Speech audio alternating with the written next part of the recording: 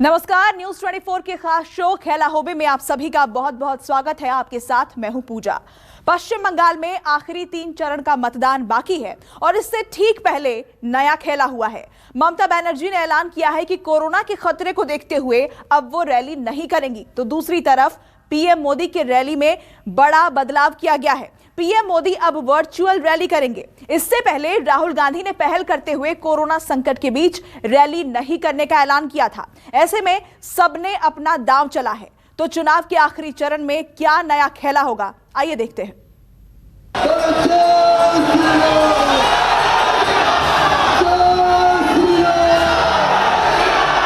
मेरी जहां भी नजर पहुंच रही है, मुझे लोग ही लोग नजर आ रहे हैं। बीजेपी हटाओ, बांग्ला बचाओ। बीजेपी हटाओ, बांग्ला बचाओ। नरेंद्र मोदी जी, कोरोना से हिंदुस्तान को बहुत नुकसान होने वाला है। फोटो के लिए पहले भीड़ जुटाई, अब बारी बारी सबने दूरी बनाई।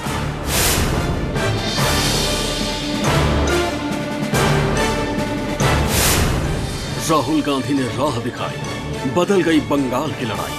আগের বারেও করোনাতে দেখেছেন আমরা কিভাবে ঝাঁপিয়ে পড়ে কাজ করেছি। আমরা করোনাকে বাড়তে দিইনি। মনে রাখবেন, করোনাকে বাড়তে দেওয়া যাবে না। मोदी जी को जिताएंगे क्या? सोनार बांग्ला बनाएंगे क्या? जी हाँ, बंगाल की लड़ाई एक पूरी तरह बदल गई है। एक दूसरे के साथ खेला करने में जुटे नेताओं के साथ बड़ा खेला हो गया है। सुनवाई होगी। अजब खेला, गजब खेला, बीजेपी हटाओ, बांग्ला बचाओ।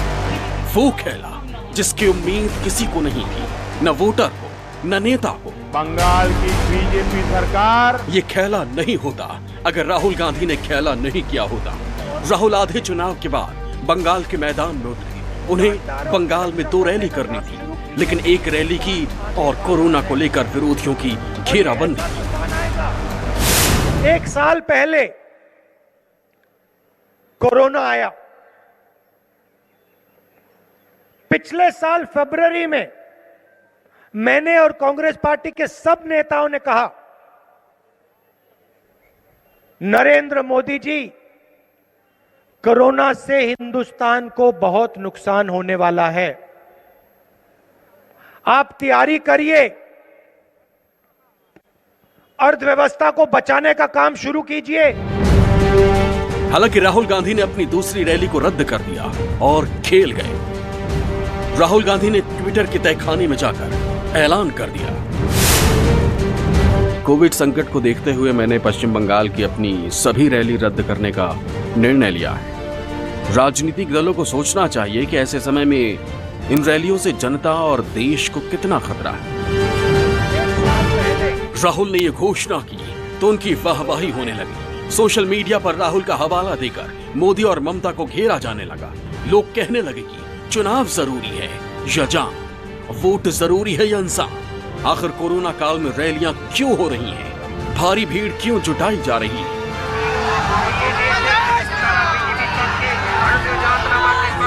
भाई और बहनों, जब इस दुर्नीति के विरुद्ध में मैं सवाल उठाता हूं, आपके लिए अगर मैं सवाल उठाता हूं, बंगाल के नौजवानों के लिए सवाल उठाता हूं, बंगाल की माताओं बहनों के लिए सवाल उठाता हूं, बंगाल में कानून व्यवस्था के लिए सवाल उठाता हूं, तो दीदी क्या करती है?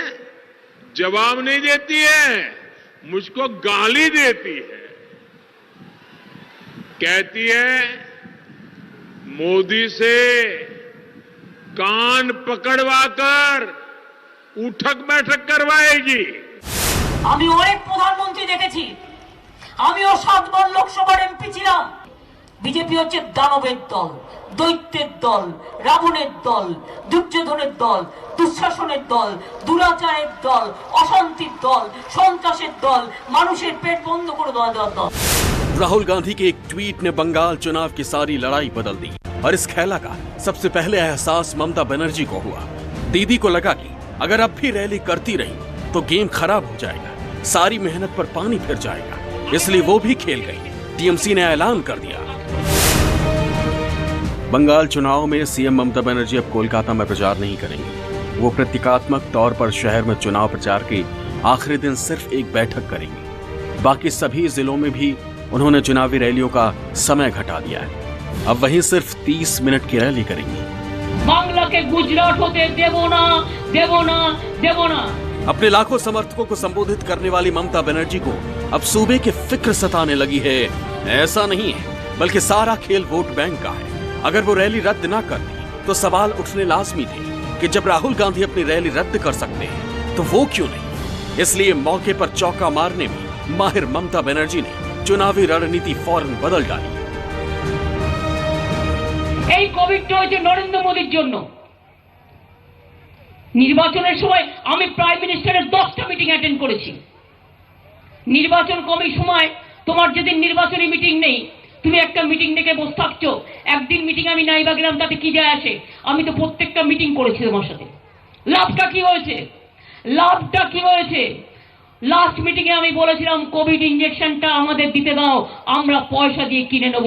তুমি দাওনি কেন? 6 মাস ধরে তুমি করোনাকে রোকবার জন্য প্ল্যানিং তৈরি করোনি। ऐलान ऐसे वक्त किया गया जब छठे चरण का प्रचार थम चुका है और 2 चरण का प्रचार बचा है। नहीं करनी है तो ऐसी आवाज नहीं चलेगी भाई। 22 अप्रैल को छठवें चरण की वोटिंग होनी है। वही 26 अप्रैल को 7वें चरण की वोटिंग होगी, जबकि 29 अप्रैल को 8वें चरण के लिए मतदान किया जाएगा। यानी आगामी 3 चरणों में कुल 114 सीटों पर चुनाव होना है। ममता बनर्जी को साल 2016 के विधानसभा चुनाव में इन सीटों पर बढ़त हासिल हुई थी। ऐसे में ममता को लगता है कि रैली ना करके ये संदेश देने में कामयाबी होगी कि उन्हें वोटों से ज्यादा सूबे के लोगों की फिक्र है, जबकि सारा खेल वोट बैंक का है। 2016 में टीएमसी को 114 में से 63 सीट मिली थी, जबकि कांग्रेस ने 32 सीटों पर बढ़त बनाई थी। इसके अलावा सीपीएम को 14 और बीजेपी के खाते में सिर्फ 1 सीट गई थी। हालांकि ममता की काट बीजेपी ने तैयार कर ली है। ममता को मां माटी और मानुष विरोधी बताकर बीजेपी के दिग्गज ममता बनर्जी का खेल खराब करने में जुटे। ममता जी बोलती थी मां, माटी, मानुष, और इसलिए मां, माटी, माटी की चिंता नहीं हुई, मानुष की चिंता नहीं हुई। चिंता किसकी हुई? टोलाबाजी, कटमनी, तुष्टीकरण, तानाशाही। बोलो, इन सबका जवाब देना है कि नहीं देना है? देना है कि नहीं देना है? अगर देना है तो कमल खिलाना होगा, इसकी हमको चिंता करनी पड़ेगी, यह हम आपसे कहना चाहते हैं। राहुल और ममता बनर्जी ने खेला किया तो सियासी पिच पर पूरी ताकत के साथ मैदान में उतरी बीजेपी भी पीछे नहीं रही। अगले 1 हफ्ते में पीएम मोदी की 6 जबकि गृह मंत्री अमित शाह की 8 रैली प्रस्तावित है। अब रैली के कार्यक्रम में बदलाव कर दिया गया है। अब मोदी वर्चुअल रैली करेंगे। बंगाल में 23 अप्रैल को मालदा, मुर्शिदाबाद, सिवली और दक्षिण कोलकाता में 4 रैलियां होनी है। अब रैली में पूरे जिले के लोगों को एक जगह आने की जरूरत नहीं होगी। हर विधानसभा में प्रधानमंत्री के भाषण को सुनने के लिए बड़ी बड़ी स्क्रीन लगाई जाएगी। इसके बाद रैली स्थल पर कम से कम लोग पहुंचेंगे जो सोशल डिस्टेंसिंग का पालन करेंगे। ममता ने खेला किया तो बीजेपी सेना ने उसकी काट निकाली, लेकिन बंगाल चुनाव में सबने बहुत देर कर दी। कोरोना भयानक रूप से फैल गया है और बंगाल की स्थिति लगातार बिगड़ रही है। 26 फरवरी और 4 मार्च के बीच पश्चिम बंगाल में कुल 1205 मामले सामने आए, जो कि अगले हफ्ते यानी 5 से 11 मार्च के बीच 1335 हो गए। फिर 12 से 18 मार्च 1691 मामले रहे।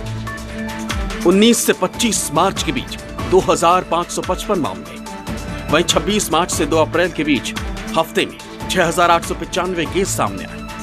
लेकिन जैसे जैसे चुनाव आगे बढ़ा, बंगाल में कोरोना विस्फोट हो गया।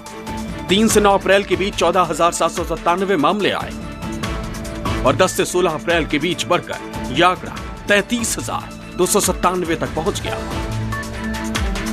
यकीनन पश्चिम बंगाल में कोरोना विस्फोट की एक बड़ी वजह चुनावी रैलियां भी रही हैं,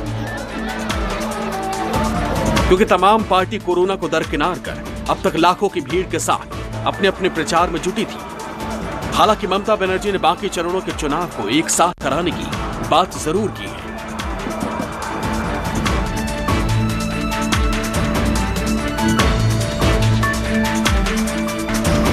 बंगाल चुनाव में कोरोना के खतरे को लेकर जिस नतीजे पर राजनीतिक पार्टियां पहुंची वो काफी देर से लिया गया फैसला है, क्योंकि बंगाल में अब तक अलग अलग पार्टी के कुल 5 उम्मीदवार कोरोना पॉजिटिव हो चुके हैं, जिनमें टीएमसी के 3, बीजेपी और आरएसपी का एक उम्मीदवार शामिल है।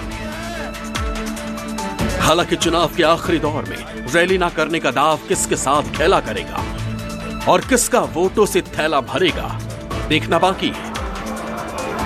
Bureau report, news 24। नमस्कार, मैं हूं मानक गुप्ता। अगर आपको हमारा ये वीडियो पसंद आया हो तो इसे लाइक और शेयर जरूर करें, और हाँ, हमें सब्सक्राइब और फॉलो करना ना भूलें ताकि आप देश और दुनिया की कोई खबर मिस ना करें।